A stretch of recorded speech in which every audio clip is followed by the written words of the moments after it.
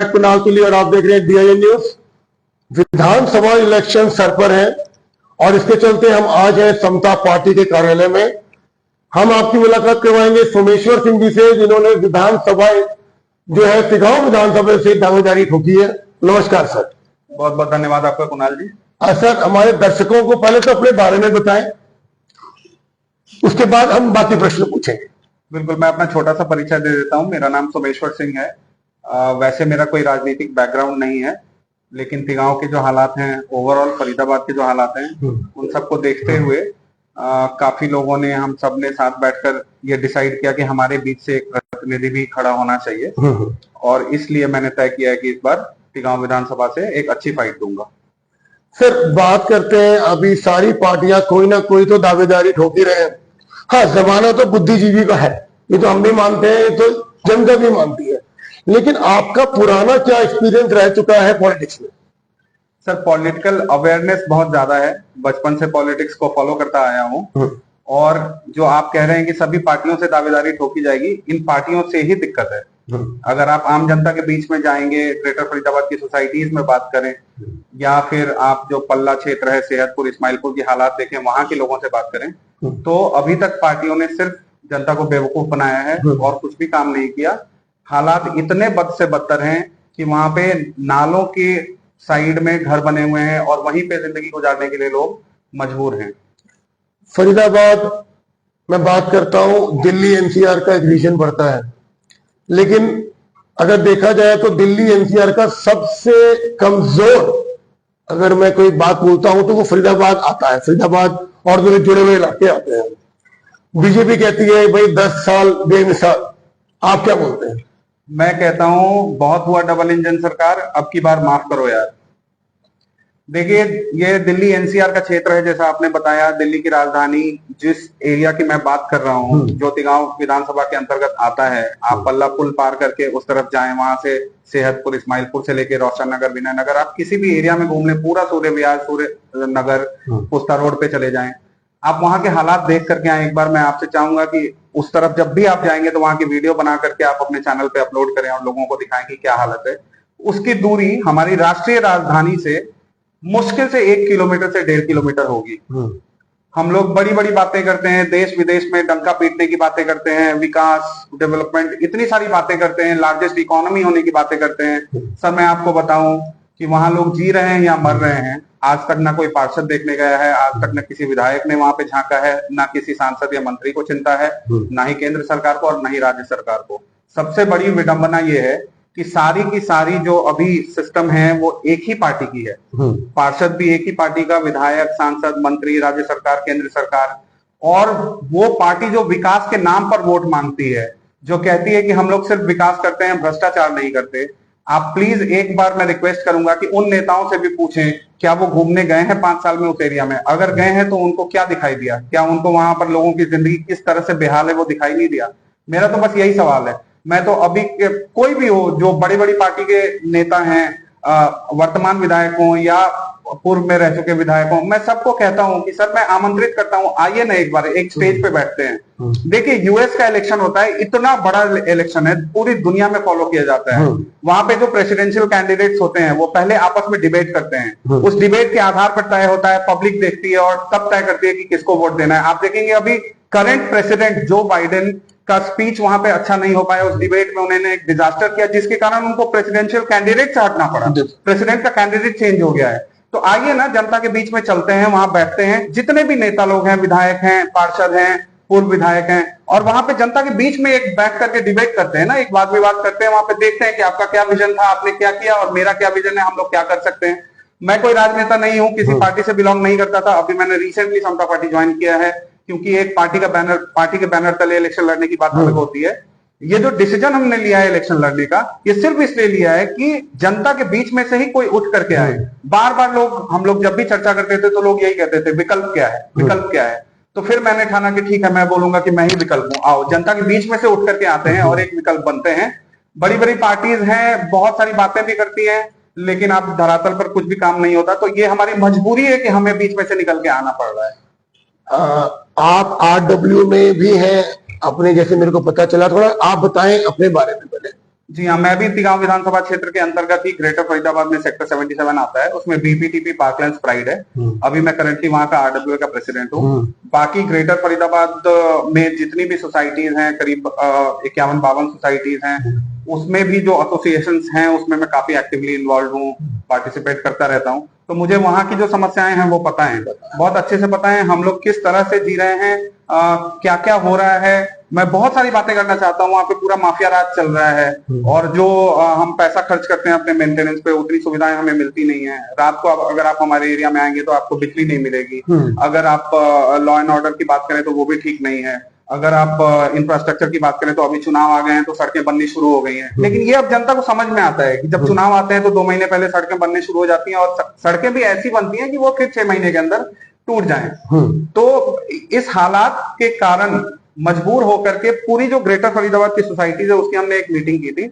वहां एक unanimous decision ये लिया गया कि एक पढ़ा लिखा कैंडिडेट जो हमारी सोसाइटीज में ही रहता हो और यहाँ के लोकल मुद्दों को समझता हो, वहां से भी एक रिप्रेजेंटेशन बहुत जरूरी है, एक कड़ी फाइट देनी बहुत जरूरी है लोगों को। लोकसभा के इलेक्शन पीछे गए, हम कहते हैं सरकार ने काम नहीं किया, लेकिन फिर ऐसा क्या रीजन रहा कि फिर से वही चेहरा दोबारा फरीदाबाद में आया और जीत हासिल हुई? सर यही तो विडंबना है। देखिए, समझ नहीं आता कि कहाँ पे गलती हो रही है, क्या गलती हो रही है, क्योंकि बार बार वही कुछ चेहरे आते हैं और वही कुछ चेहरे जीत करके चले जाते हैं, लेकिन विकास नहीं हो पाता। तो इसको समझने के लिए ही इस बार हमने एक ऑल्टरनेट देने की कोशिश की है। देखते हैं, अगर जनता को लगेगा कि हाँ एक विकल्प की जरूरत है और ये विकल्प आ सकता है जो हमारे बीच में काम कर सकता है, तो रिजल्ट अपने आप बताएगा। शायद हो सकता है कि अभी तक कोई विकल्प ना मिल रहा हो, तो इसलिए हम उन्हीं 1, 2, 3 में से चुन रहे हो बार बार, क्योंकि हमारे पास कोई ऑप्शन नहीं है। तो इस बार एक ऑप्शन लाना है। अब देखते हैं, आगे रिजल्ट बताएगा। वो ज्यादा अच्छा इसका एनालिसिस तब होगा जब जनता हमें इस बार चुन करके लेके आएगी। कांग्रेस बीजेपी के एक दिग्गज नेता भी हैं, जो पुराने नेता हैं, जो खड़े हो रहे हैं इस बार विधानसभा में टिकट के लिए, प्रत्याशी हैं कि उन्हें टिकट मिलेगी। क्या उनके साथ खड़ा कंपटीशन नहीं रहेगा? बिल्कुल रहेगा सर। मैं तो कह रहा हूं कि मेरी कोई राजनीतिक पृष्ठभूमि तो है नहीं, और मुझे अभी तक मैं बताऊं कि बहुत ज्यादा लोग जानते भी नहीं है। अगर मैं उस क्षेत्र की बात करूं जो पल्ला से सटे, जो दिल्ली के बॉर्डर पे जो क्षेत्र है, वहां अब हम लोगों ने 10-15 दिनों में घूमना शुरू किया है। तो बिल्कुल मुकाबला तो रहेगा। लोग उन लोगों को पहले से जानते हैं, नेताओं को, लेकिन उसमें सबसे बड़ा एडवांटेज ये है कि लोग ये भी जानते हैं कि उन्होंने काम नहीं किया। सबको पता है कि कुछ काम नहीं हुआ, क्या हालत है उसकी, मतलब लोग कैसे रह रहे हैं, देख करके रूह कांप जाती है।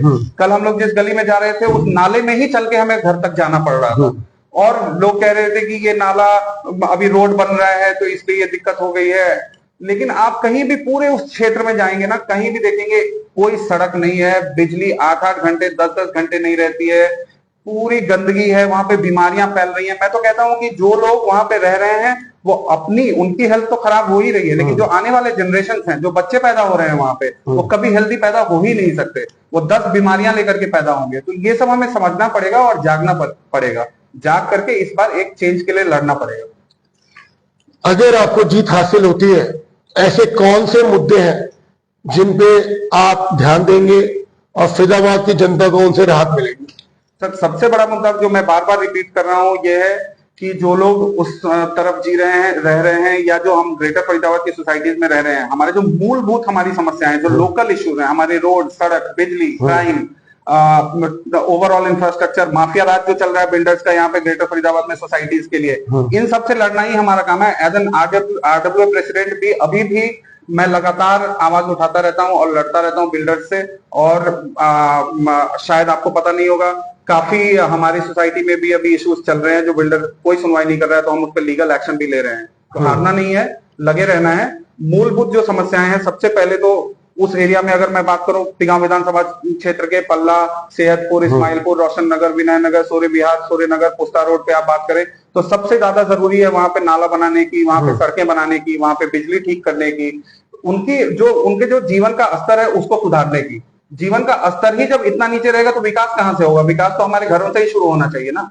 उसी तरह ग्रेटर फरीदाबाद की सोसाइटीज जो है यहाँ पे, जैसा मैंने आपको अभी बताया कि बहुत सारे इश्यूज हैं।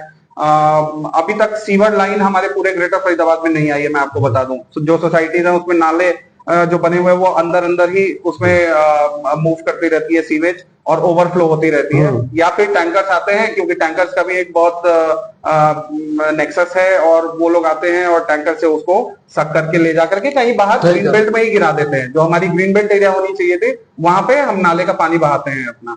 तो ये स्थिति है, इन्हीं सभी स्थिति को चेंज करने के लिए ही मैं आया हूं। नगर निगम में घोटाले सामने आ रहे हैं, छोटे मोटे नहीं, 200 करोड़ के घोटाले सामने आ रहे हैं, कोई एक्शन नहीं हो रहा है। प्लस मैं बात करता हूं साफ सफाई की, इको ग्रीन करके इन्होंने कंपनी को ठेका दिया था। पहले तो हमें कहीं कहीं कूड़े के ढेर मिलते थे, लेकिन आज तो हर सेक्टर के अंदर कूड़े के ढेर मिल रहे हैं। मार्केट की मैं बात करता हूं तो हर मार्केट में कोने में एक जगह पे कूड़े का ढेर बना दिया जाता है, सफाई होती नहीं है। आप इसमें क्या अहम भूमिका निभाएंगे अगर आप आते हैं तो? सर देखिए, ये तो जग जाहिर है ना, इसमें करप्शन है, इसमें कोई डाउट है क्या किसी को? अगर करप्शन नहीं होता तो क्या देश के पास पैसे की कमी है या कोई फंड नहीं आता है? क्या दिक्कत क्या है जिससे विकास नहीं हो पा रहा है? ये तो सबको दिख रहा है ना कि कूड़े के ढेर लगे हुए हैं, सबको दिख रहा है कि सीवर नहीं बन पाया है, सबको दिख रहा है कि नाले हैं ही नहीं, बिजली है ही नहीं। तो करप्शन तो है। अब मैं कितने अमाउंट का करप्शन है, कितना बड़ा है, ये इस पर भी डिस्कस नहीं करूंगा, लेकिन हम लोग उसको ही चेंज करने के लिए आए हैं और उसको चेंज करने का ठाना है। इस बार जनता के बीच में जा रहे हैं, पूरी मेहनत करेंगे, डोर टू डोर जाएंगे, एक एक लोगों से मिलेंगे। मैं ये नहीं करा कि मैं किसी के साथ जबरदस्ती करूंगा कि हमें ही वोट दें, लेकिन अपनी बात तो जरूर उनके सामने रख देंगे और मुझे पूरा भरोसा है कि इस बार लोगों की आंखें खुलेंगी और वो हमें वोट करेंगे। धन्यवाद। और कोई संदेश आप हमारी जनता को देना चाहेंगे सर? जनता को यही संदेश दूंगा कि एक बार हमारी आवाज भी सुने। हम आपके बीच में आएंगे, अभी 2-2.5 महीने का समय बाकी है। एक भी घर ऐसा नहीं होगा जिसको हम छोड़ेंगे। कोशिश पूरी रहेगी आप तक पहुंचने की और आपकी आवाज उठाने की। मैं भी आपके बीच का ही एक नागरिक हूं और मैं भी आपकी तरह ही एक भोगी हूं। बहुत सारी समस्याएं हैं, सबको ठीक करना है, मिल करके करेंगे। एक विधायक नहीं बन रहा है। इस बार अगर हम लोग जीत करके आते हैं तो पूरी जनता, जितनी भी जनता तिगांव विधानसभा क्षेत्र में रहती है, वो सब खुद विधायक बनेंगे। धन्यवाद सर। देखा सोमेश्वर जी ने आज दिन न्यूज और अपने कार्यालय में जनता के समक्ष कुछ बातें रखी हैं कि भाई बुद्धिजीवी आ रहे हैं, नए लोगों को भी जो है चांस मिलना चाहिए जनता की सेवा करने का। बाकी जनता तो समझदार है। धन्यवाद sir. Thank you very much Kunal ji. देखते रहे DIA न्यूज। मैं कुणाल तुली, फरीदाबाद से। नमस्कार।